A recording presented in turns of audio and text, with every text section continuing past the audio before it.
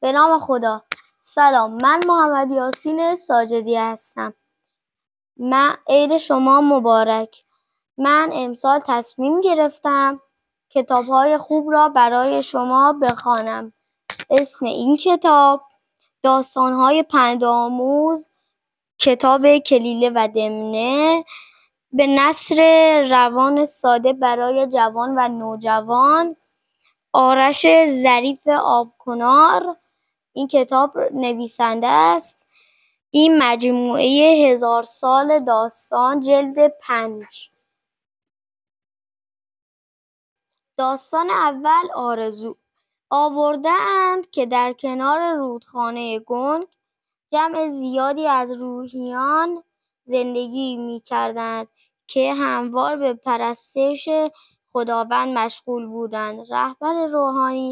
رهبر روحانی آن منطقه مرد با خدا و فرزانه‌ای بود که کارهای عجیب و خارق‌العاده‌ای انجام می‌داد.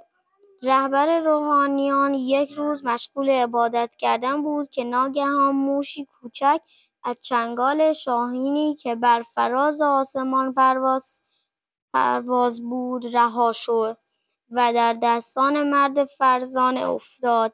مرد روحانی با تعجب نگاهی به موش انداخت که موشی ماده و بسیار زیبا با دمی فرفری و چشمانی تیره و براق بود.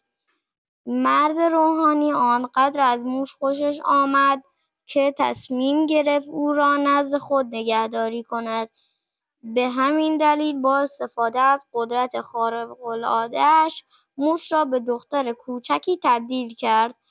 او موش را به خانه و نزد همسر برد.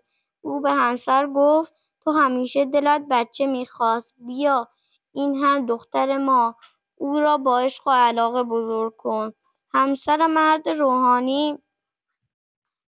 مرد روحانی بسیار خوشحال شد، چرا که حالا دختری داشت که میتوانست بزرگش کند. او گفت برای بچه هر کاری خواهد کرد. بچه‌ها، امروز داستان اول تموم شد.